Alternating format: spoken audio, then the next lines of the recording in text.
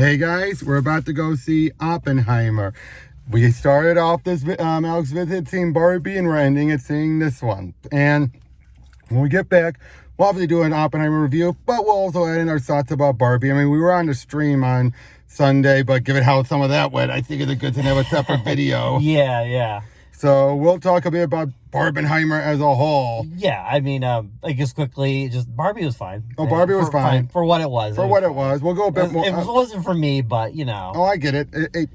It was entertaining, though, at least. Yeah. It wasn't one of those, like, oh, God, why'd I get dragged here? Yeah, like, there was actual genuine effort put into it. Exactly. I do like Nolan, but it's like, it's going to be 3 hours, so... Yeah. How can you tell what do you need to say within 3 hours? This is the only thing. Yeah. Now remember, if it's color, it's a fictional, extrapolating. If it's black and white, it's actually factual. That's right. That's a good thing to know. Yep. All right. We'll see you guys on the other end.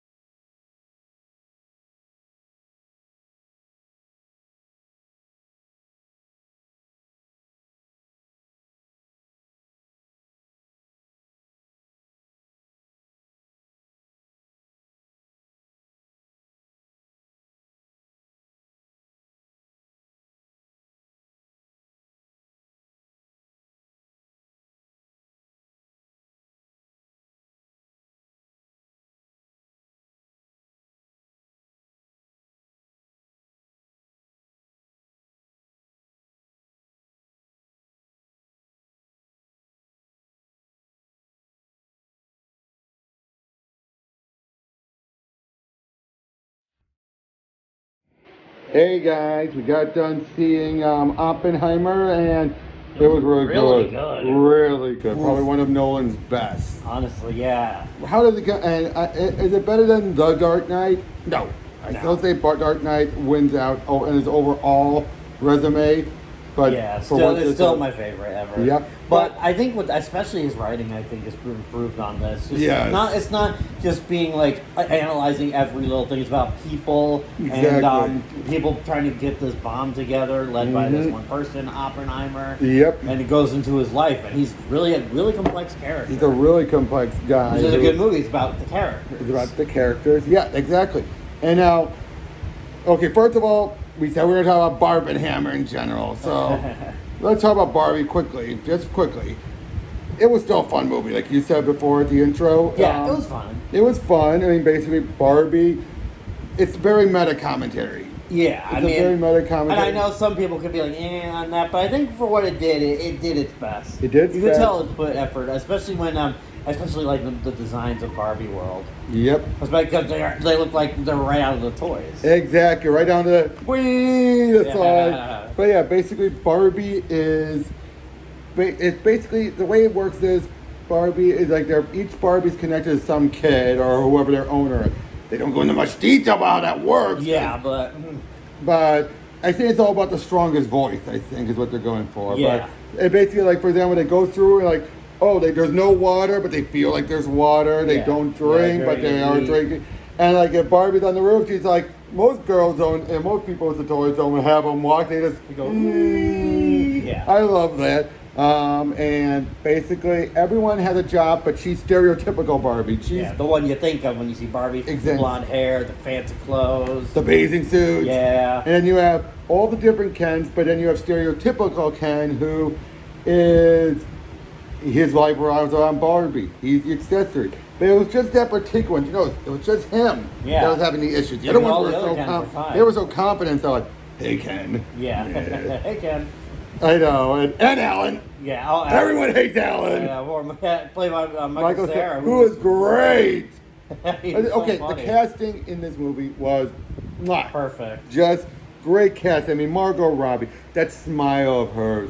But yeah, basically all of a sudden she starts wondering about dying and all this other stuff, and it's connected to the real world. Yeah, so her feet, they go flat. Like flat when you feet! Yeah, because when you see the feet, they're usually like this. Always on their tippy toes. Yeah. But here, flat feet. You gotta go see Weird Barbie. Weird Barbie. What was the actress? Kate McKinnon. Kate McKinnon. I love her. She was so funny. She was so funny. But I just love how it's just like, we say it behind her back into her face. Yeah.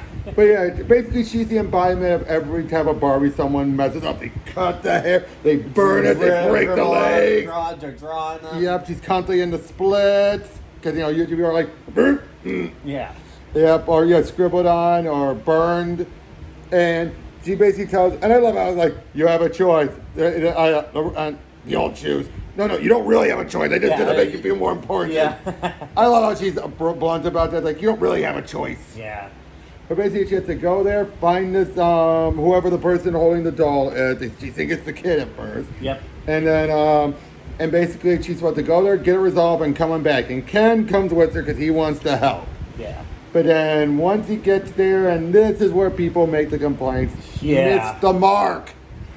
Ken goes there and he thinks, because remember, Ken is all like his world revolves around Barbie. And in his case particularly, he's like, no one cares. Yeah. He just beaches. Yeah. I don't even lifeguard. I beach. Yeah, I know, because he's trying to get a lifeguard job. Oh, yeah, we get to that. It's like, basically, he thinks the men get everything. Basically, it's like Beavis and Butthead finding out about, having white privilege. Have you ever saw the new Beavis and Butthead movie? It's like when you hear we have white privilege. Yeah, like when they go in the cop car, we got white privilege. It's about as well as it would go for Beavis and Butthead. Yeah, but Ken pretty much telling to the point where he thinks like, I can't have you do the job. Can I get one of those cookie board things? Like, no. It's like basically he gets still from the mindset. Yeah. He doesn't know the patriarchy. Yeah, and he's not being like an idiot or anything. He's come from another world place. He doesn't understand how our world works. Yeah, and again, he's looking at the surface level of the patriarchy. Yeah.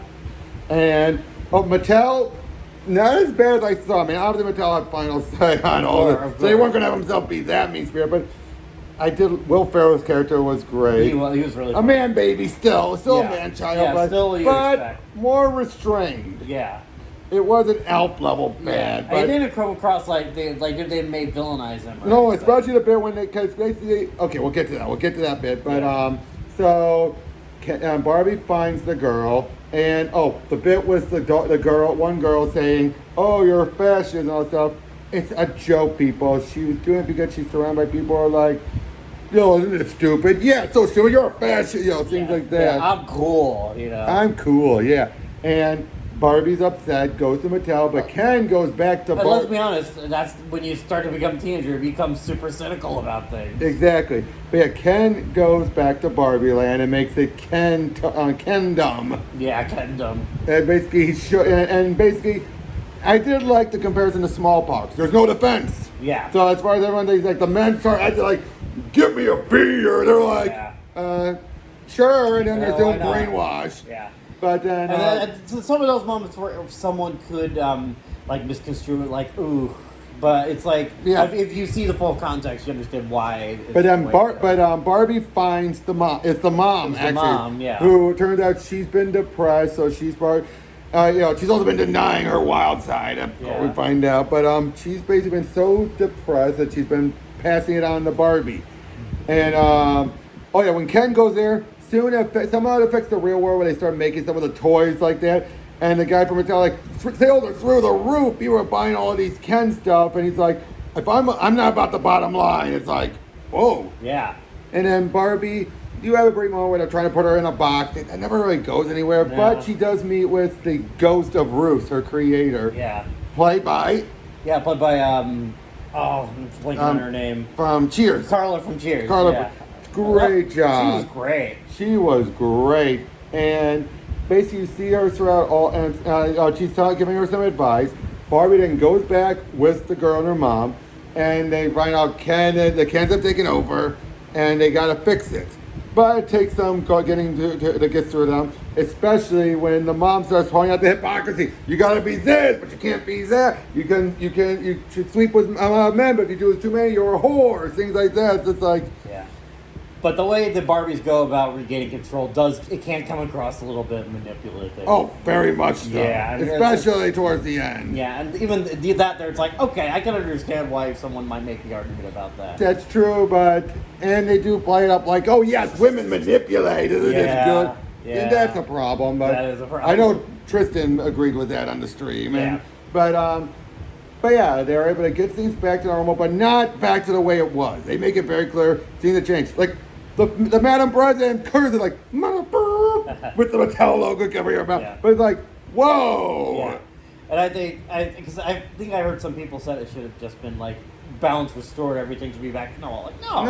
What's the whole point of your journey of self-discovery then if you're not going to grow? Exactly, and it's about, and the whole point is Barbie has changed too much from this journey. And she's the only one that's been the stand-up because she's stereotypical Barbie. And Ken has to go find out who Ken is. It's about equality. Yeah. And of course, we have the really dumb joke of, I'm here to see my gynecologist because she actually has stuff down there. Yeah, it's like, really? That's what you end on? I know, but overall, it was a fun movie. Great acted, good effects. The writing was really good.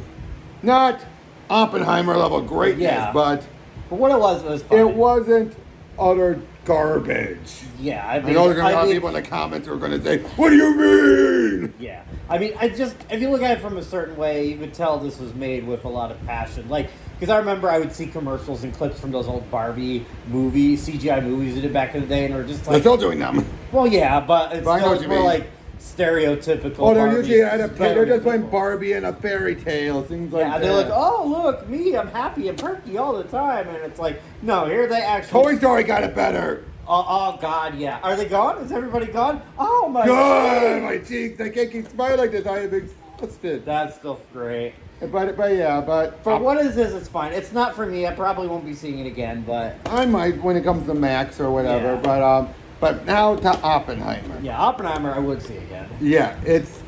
If you have 3 hours to spare... Well, that's true.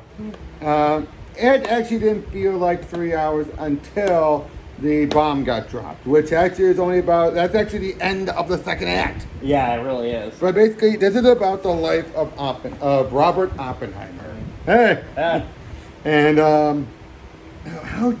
That's the thing about this movie. It's not that easy to explain. Yeah, because there's just a lot... Without the basic summary of, it's his life. Yeah. But it jumps around, and at first it has no pattern at first. Yeah. But then you start to see it. That basically anything it's going chronological order for the most part, but anything that might be important later on, that then they will then represent right there and show stuff in the future. Yeah. Now, make it out of the way. If it's in color, it's subjective. If it's black and white, it's factual. Now, I think that varies on factuality, of course, but still. And basically, throughout Oppenheimer's life, he was a whiz with physics. Yeah. And everything. And he knew so much. He was a natural. He was able to become a professor. And then the war started. And thanks to, in part because of Einstein, who he was a friend with, he actually, they had a head start, so they started going over, and he knew. So he's like, count me in. Now, of course, he had very leftist views, and they thought it was communistic views. Yeah, because he associated. Yeah, because that's the thing. It's more than just him, like, oh, this genius about to be a bomb. It's about his background as well. Yeah. Especially when you learn about him. Like, he wasn't directly for the communist part. But he believed in some of their viewpoints. He supported through the Communist Party to other groups. And he had friends who were stronger communists, including his own brother. Yeah. But he wasn't actually As far as we saw, no, he was not. He was a liberal. Yeah. And unfortunately, some of the characters were very conservative, and they can't have that. Yeah. But in the case but this is real life what happened. It isn't just, right and left versus left. No, this is real life, right versus left. Yeah, this is what actually happened. But I mean, give or take with some stuff. But. Give or take, yeah. But But of course, the acting was phenomenal. Oh yeah, the acting was phenomenal. Could you look up on your phone what the actor's name was? The one Oppenheimer. Right. But especially Robert Downey. Oh, Robert Downey Jr. Killed it. Killed it. Yeah, he's basically Strauss, the man notorious for taking down Oppenheimer and then having it blow up in his face. I know. And just his meltdown too. Oh, his meltdown was like, he should be thanking me. He turned all the signs against me. You brought it on yourself, you asshole. Cillian Murphy. Cillian Murphy as Oppenheimer. Perfect. Yeah. He really nailed it, didn't he? It's just like... No, everybody. Yeah, but everyone. Right, Matt Damon. Yeah, Matt Damon was great too. RDJ stole the show in really every scene he was in. I know. Right at the beginning, you think, oh, he's this nice guy, and then you find out just how much of a vindictive asshole. He hated Because he embarrassed him at least twice. One time, he convinced himself that, oh, Albert Einstein didn't even acknowledge me when after he talked to him. He must have turned him against me. And then another time, he humiliated him entirely by saying, when he was trying to go up for isotopes, he's like, isotopes are no more important than sandwiches, and embarrassed him. Oppenheimer did go a bit much there. Let's be honest. That was the kids were like, yeah, dude. I mean, don't embarrass him on their home turf like that. Yeah, but at the same time, he never realized how bad Strauss hated him. Yeah, but we didn't find out until there's parts in the middle. Yeah, but there are some people who will just go so far to, probably get their revenge. You know? And we find out, for example, that the hydrogen bomb was worked on at the same time, and I loved it. The guy came out and was like, "Well, we do it with hydrogen bomb. Where do you get the energy?" A fission bomb. They're like, well then, we're back to square one. Yep. I love that. They're basically just like, and how would you develop the energy? A fission bomb. Well, then let's continue on. Yeah, come on. I don't know, but no, it wasn't like that. It was more like that, like, yeah. I just love that though. It's just like that was a great bit. And it turned out they kept it going. And originally, Oppenheimer was in favor of it until the real world implications hit him. Yeah. But yeah, everything. But I think one of my favorite part of the movie, the scene, was the build up to the bomb explosion because it was shot well. The suspense was incredible. And even when it went off, just the slow motion of it was an actual explosion. It was not a nuke.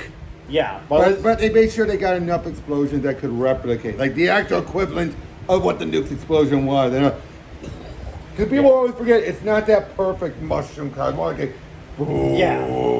yeah. I mean, I think that's with it's not going to be like perfect. It's every explosion's different, Exactly. But again, just started when you close up of his eyes watching, you see it's like he created something beautiful but dangerous. And then it caught up to him once the bombs were dropped on Japan, and he was against it.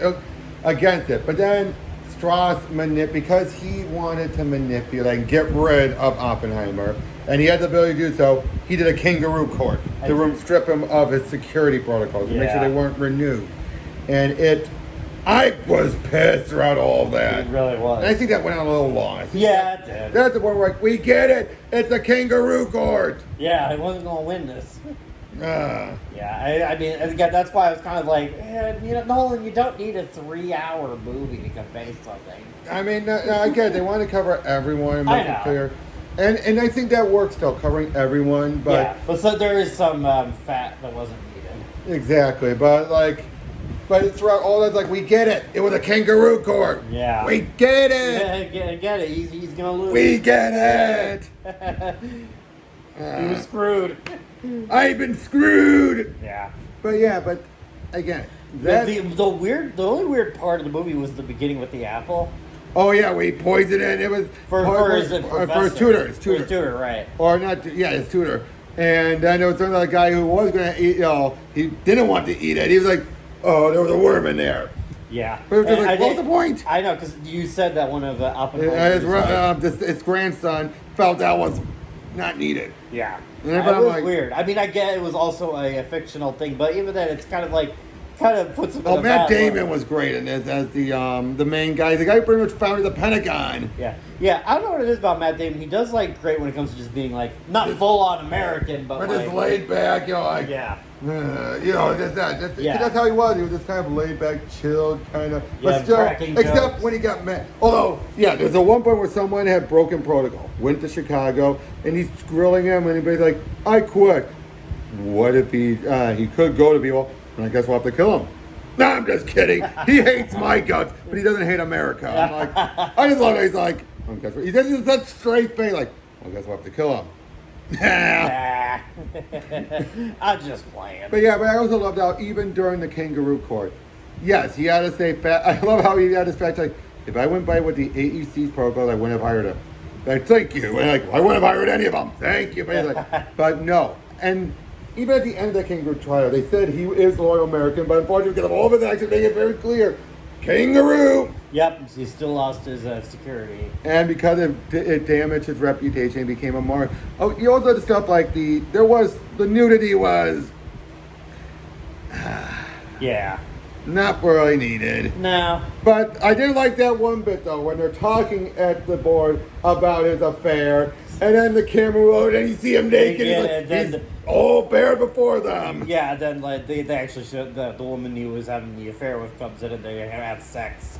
But yeah, it was funny. It was a thing because the camera bent like he's dressed and then completely. I was just like, wait. It took him over the register there. I'm like, huh? Oh. But you realize he's bared before them. Yeah, Buddha. But again, there's so much. Yeah, I feel like we're not doing it justice. There's just so much that goes on in a good way. This is a pure drama. It is. This is a pure drama. Very few, and again, the bomb was the only real special effect. Oh yeah, absolutely. I mean, I can see that could turn some people off if they're like, they want like a movie that's about like a famous person and it's more about. And if it didn't get into the real trippy stuff until after the bomb was dropped. Yeah. Did you notice that? Yeah. Oh, we didn't talk about Gary Oldman. Oh yeah. Truman. I didn't recognize him. I could only see by the face, but not his voice, not the rest of his face. But what an ass! I know. He was fantastic, but the character's just, what an ass. Yeah, like, no one's going to remember you. They're going to remember me for dropping the bomb. I'm the freaking president. But I understand that's not exactly what happened. It was all in the color section. It was in the color section, so again, take it as you will. Yeah, but Robert D.J. Strauss's meltdown was perfect. It was. Because basically, he got rid of Oppenheimer, so the kangaroo court. And so it's not going to come back to me. It's not. Yep. But they played his game because during these hearings, you don't need evidence. It's not a trial. Yeah. And he even was saying that, even during this stuff. You don't need the trial and everything. So you have one of the scientists come forward and mention the bias and everything. They brought out what everyone in the science community knew, and it ruined everything. And who was it who was the deciding vote? JFK. Yep, you had pretty much the Captain America of the presidents, you people could say, take down Tony Stark. Yeah. Who's this JFK guy? I don't know. Someone. I don't know. He's probably not important. Kennedy. Yeah, he's probably not important or anything. No, they knew he was important by then, but more like when he became the president. Well, yeah, but still though, again, RDJ killed it. Yeah. What was the last thing he was in? It's been like a while since I've seen anything. Well, no, he did that Dr. Dolittle remake that was bad. Oh no, that was before Endgame, I think. No, that was after. Oh God. Yeah, because I haven't seen him in anything since. But he was really good. Probably bit parts here and there. Probably. But yeah, this was just. He better get an Oscar nominee. Maybe not a winning, but a nominee. Absolutely. I want him to win, but yeah. Yeah. So that's Barbenheimer for us. I know. Yay! Part of trends. Hooray! Hey, but it somehow works. It's Doom Eternal and Animal Crossing, and seeing the final products. Yeah. Yeah, they did very well. It is perfectly equal to Animal Crossing and Doom Eternal. It really is. Except neither one's a horror. That's true. But, oh man, I remember that Doom Eternal Animal Crossing thing. That was great. But